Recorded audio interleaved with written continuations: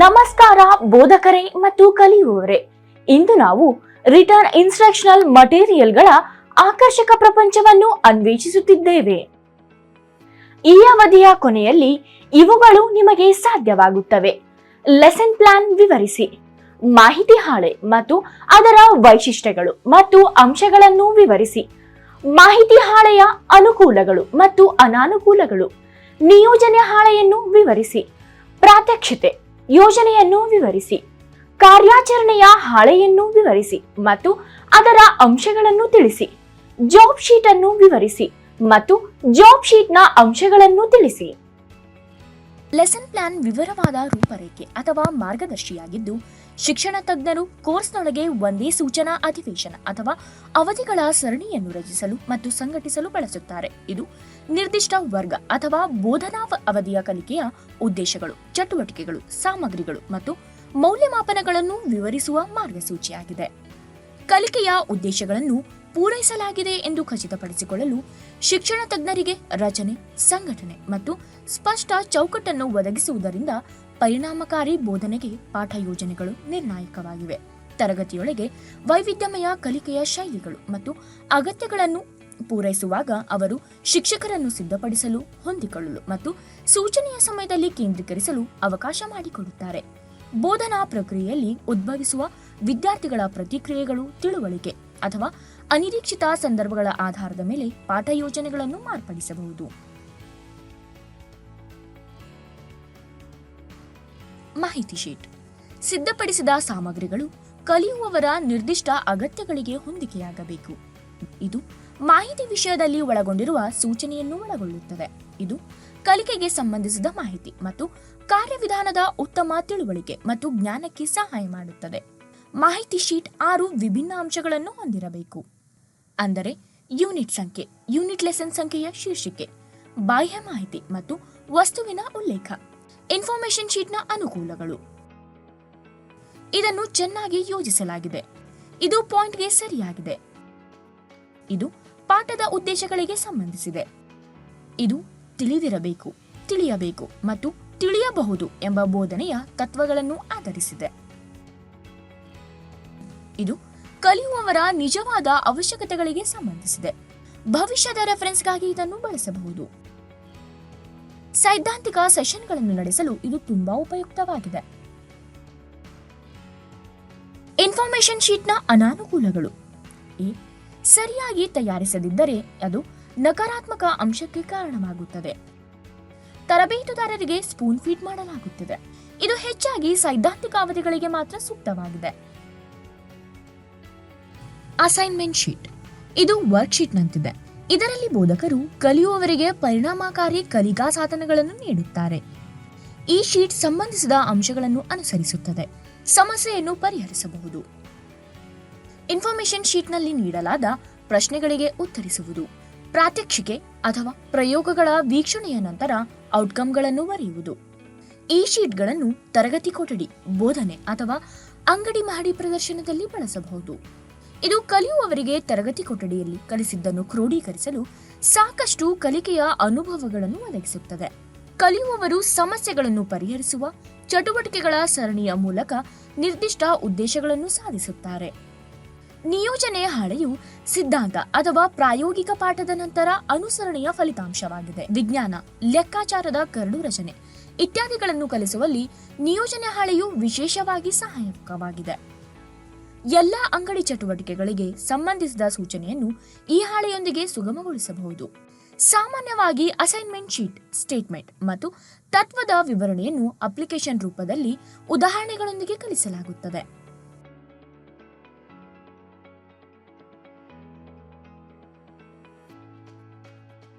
Assignment sheet ಈ ಕೆಳಗಿನ ಅಂಶಗಳನ್ನು ಹೊಂದಿದೆ.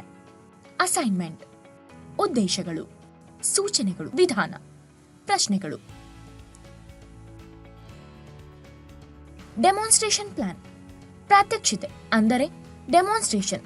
ಶೈಕ್ಷಣಿಕ ಸಂದರ್ಭದಲ್ಲಿ ಬೋಧಕರು ವಿದ್ಯಾರ್ಥಿಗಳಿಗೆ ಪ್ರಕ್ರಿಯೆ, ತಂತ್ರ ಅಥವಾ ಪರಿಕಲ್ಪನೆಯನ್ನು ಪ್ರದರ್ಶಿಸುವ ಬೋಧನಾ ವಿಧಾನವನ್ನು ಸೂಚಿಸುತ್ತದೆ.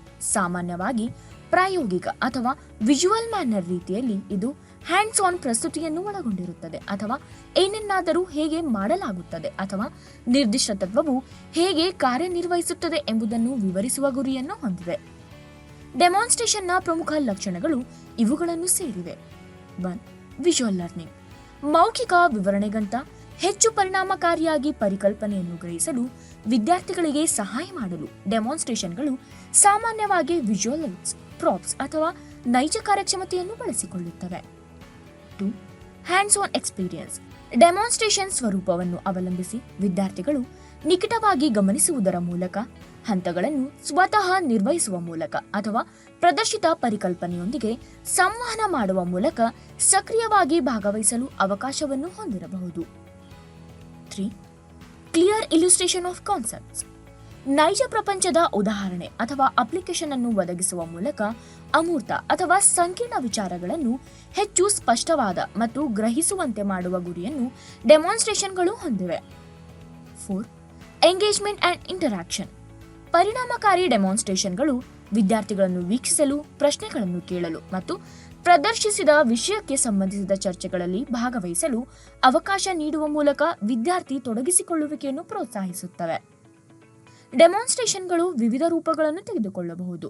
ಸೈನ್ಸ್ ಎಕ್ಸ್ಪೆರಿಮೆಂಟ್ಗಳು ಮತ್ತು ಲ್ಯಾಬ್ ಡೆಮಾನ್ಸ್ಟ್ರೇಷನ್ಗಳಿಂದ ಕಲಾತ್ಮಕ ಪ್ರದರ್ಶನಗಳು, ತಾಂತ್ರಿಕ ಕೌಶಲ್ಯ ಪ್ರದರ್ಶನಗಳು ಅಥವಾ ವ್ಯಾಪಾರ ಅಥವಾ ವೃತ್ತಿಪರ ತರಬೇತಿಯಂತಹ ಕ್ಷೇತ್ರಗಳಲ್ಲಿ ಪ್ರಾಯೋಗಿಕ ಅಪ್ಲಿಕೇಶನ್ಗಳು ವಿಷಯದ ತಿಳುವಳಿಕೆ ಮತ್ತು ಧಾರಣವನ್ನು ಹೆಚ್ಚಿಸುವ ದೃಶ್ಯ ಮತ್ತು ಆಗಾಗ್ಗೆ ಸಂವಾದಾತ್ಮಕ ಅನುಭವವನ್ನು ಒದಗಿಸುವ ಮೂಲಕ ಕಲಿಯುವವರನ್ನು ತೊಡಗಿಸಿಕೊಳ್ಳುವಲ್ಲಿ ಅವು ಹೆಚ್ಚು ಪರಿಣಾಮಕಾರಿ.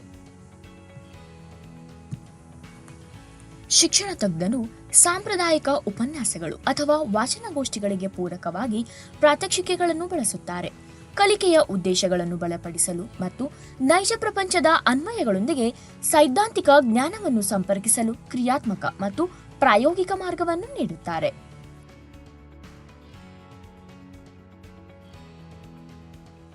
Operation sheet. ಅಗತ್ಯವಿರುವ ವ್ಯಾಪಾರಕ್ಕಾಗಿ ಕೌಶಲ್ಯಗಳ ಅಂಶಗಳನ್ನು ಕಲಿಸಲು ಬೋಧಕರಿಗೆ ಸಹಾಯ ಮಾಡಲು ಇದು ಮೂಲ ಇನ್ಸ್ಟ್ರಕ್ಷನ್ ಶೀಟ್ ಆಗಿದೆ. ಇದು ಕೌಶಲ್ಯವನ್ನು ನಿರ್ವಹಿಸಲು ತರಬೇತಿಯನ್ನು ಪರೀಕ್ಷಿಸುತ್ತದೆ. ಕಾರ್ಯವಿಧಾನಗಳ ಅನುಕ್ರಮವು ಅತ್ಯಂತ ಮುಖ್ಯವಾಗಿದೆ.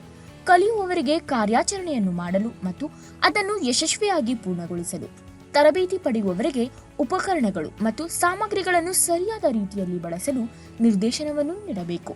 ಈ ಶೀಟ್ ಅನ್ನು ಯಾವುದೇ ನಿರ್ದಿಷ್ಟ ಕೆಲಸದ ಉತ್ಪಾದನೆಯಲ್ಲಿ ಬಳಸಲು ಬರೆಯಲಾಗಿಲ್ಲ, ಆದರೆ ನಿರ್ದಿಷ್ಟ ಕಾರ್ಯಾಚರಣೆಯ ಅಗತ್ಯವಿರುವ ಯಾವುದೇ ಇತರ ಕೆಲಸದಲ್ಲಿ ಬಳಸಲಾಗುತ್ತದೆ. ಈ ಶೀಟ್ ಫ್ಲೆಕ್ಸಿಬಲ್ ಅಪ್ಲಿಕೇಶನ್ ಅನ್ನು ಹೊಂದಿದೆ. ಆಪರೇಷನ್ ಶೀಟ್ ಶೀರ್ಷಿಕೆಯು ಕಾರ್ಯಾಚರಣೆಯ ಹೆಸರಾಗಿದೆ. ಆಪರೇಷನ್ ಶೀಟ್ ಅನ್ನು ಕಲಿಯುವವರ ಬಳಕೆಗಾಗಿ ಕೌಶಲ್ಯವನ್ನು ಅನುಕರಿಸಲು ಬೋಧಕರು ಸಿದ್ಧಪಡಿಸುತ್ತಾರೆ. ಬೋಧಕನ ಕನಿಷ್ಠ ವೈಯಕ್ತಿಕ ಗಮನದೊಂದಿಗೆ ಕೌಶಲ್ಯಗಳನ್ನು ಸರಿಯಾಗಿ ಕಲಿಯಲು ಸರಿಯಾದ ಅಭ್ಯಾಸವನ್ನು ರೂಪಿಸಲು ಇದು ಸಹಾಯ ಮಾಡುತ್ತದೆ. ಕೆಳಗಿನವುಗಳು ಆಪರೇಷನ್ ಶೀಟ್ನ ಮೂಲ ಅಂಶಗಳಾಗಿವೆ. ಸ್ಕಿಲ್ ಅಂದರೆ ಕೌಶಲ್ಯ. ಕಾರ್ಯಾಚರಣೆ ಅಥವಾ ಕೌಶಲ್ಯದ ಹೆಸರು. ಇದು ಡೆಮಾನ್ಸ್ಟ್ರೇಷನ್ನಂತೆಯೇ ಇರುತ್ತದೆ. ಇದು ಪಠ್ಯಕ್ರಮದ ಸಾರವನ್ನು ಉಲ್ಲೇಖಿಸಿ ಉದ್ಯೋಗ ಅಥವಾ ಕಾರ್ಯವಿಶ್ಲೇಷಣೆಯನ್ನು ಪಡೆಯಲಾಗಿದೆ. ಉದ್ದೇಶಗಳು. ಆಪರೇಷನ್ ಶೀಟ್ ಹಾಗೂ ಇದನ್ನು ನಿರ್ದಿಷ್ಟ ಕೌಶಲ್ಯದ ಅಭಿವೃದ್ಧಿಗೆ ಮಾತ್ರ ಬಳಸಲಾಗುತ್ತದೆ. ಸಾಮಾನ್ಯವಾಗಿ ಒಂದೇ ಒಂದು ಗುರಿ ಇರುತ್ತದೆ. ಹಿಂದಿನ ಅಧ್ಯಾಯದಲ್ಲಿ ನೀಡಲಾದ ಮಾರ್ಗಸೂಚಿಗಳನ್ನು ಅನುಸರಿಸಿ ತರಬೇತಿ ಕೇಂದ್ರಿತ ಉದ್ದೇಶಗಳಿಗಾಗಿ ಲಿಖಿತ ಕಾರ್ಯಕ್ಷಮತೆಯ ದೃಷ್ಟಿಕೋನವನ್ನು ಆಧರಿಸಿದೆ. Tool and equipments. ಮಟೀರಿಯಲ್ಸ್ ಮತ್ತು ಇತರ ಅವಶ್ಯಕತೆಗಳು ಕೌಶಲ್ಯವನ್ನು ನಿರ್ವಹಿಸಲು ನಿಖರವಾದ ವಿವರಗಳೊಂದಿಗೆ ಅಗತ್ಯವಿರುವ ನಿರ್ದಿಷ್ಟ ಉಪಕರಣಗಳು ಮತ್ತು ಸಲಕರಣೆಗಳನ್ನು ಒದಗಿಸುತ್ತದೆ. ಅಸಮರ್ಪಕ ಆಯ್ಕೆಯನ್ನು ತಪ್ಪಿಸಲು ಉಪಕರಣಗಳು ಅಥವಾ ಉಪಕರಣಗಳ ನಿಖರವಾದ ರೇಂಜ್ ಅನ್ನು ಹೇಳಬೇಕು. ಸಾಧಿಸಲು ನಿರ್ದಿಷ್ಟ ಸಹಿಷ್ಣುತೆ ಇದ್ದರೆ ಅಥವಾ ಕಾರ್ಯಾಚರಣೆಯ ವಿಧಾನವನ್ನು ನಿರ್ದಿಷ್ಟಪಡಿಸಿದರೆ ನಂತರ ಸಾಧಿಸಲು ಅಗತ್ಯವಾದ ಟೂಲ್ ಪಡೆಯಿರಿ. ಮಟೀರಿಯಲ್. ವಸ್ತುವಿನ ಪ್ರಕಾರ, ಆಕಾರ, ಗಾತ್ರ ಇತ್ಯಾದಿಗಳನ್ನು ನಮೂದಿಸಿ. ಇದರಿಂದ ತರಬೇತಿ ಪಡೆಯುವವರು ಅದನ್ನು ಸರಿಯಾಗಿ ಆಯ್ಕೆ ಮಾಡಬಹುದು. ಅಸ್ಪಷ್ಟ ಪದಗಳನ್ನು ಎಂದಿಗೂ ಹೇಳಬೇಡಿ. ವಸ್ತುಗಳ ಸರಿಯಾದ ಹೇಳಿಕೆಯು ಕಲಿಯುವವರಿಗೆ ಮತ್ತು ಬೋಧಕರಿಗೆ ನಿಖರವಾಗಿ ಸಹಾಯ ಮಾಡುತ್ತದೆ ಮತ್ತು ಉತ್ತಮ ಕೆಲಸವನ್ನು ಅಭಿವೃದ್ಧಿಪಡಿಸಲು ಅನುವು ಮಾಡಿಕೊಡುತ್ತದೆ.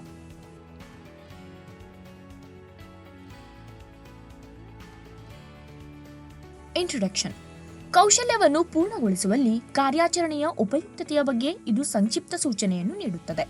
ಕೌಶಲ್ಯದ ಈ ಅಂಶವನ್ನು ಕಲಿಯುವ ವಿಧಾನವು ಕಲಿಯುವವರನ್ನು ಉತ್ತಮ ಕುಶಲಕರ್ಮಿಯನ್ನಾಗಿ ಮಾಡುತ್ತದೆ. ಕೌಶಲ್ಯವನ್ನು ಕಲಿಯುವ ಉದ್ದೇಶವನ್ನು ಕಲಿಯುವವರು ಅಥವಾ ತರಬೇತುದಾರರಿಗೆ ಸ್ಪಷ್ಟಪಡಿಸಬೇಕು.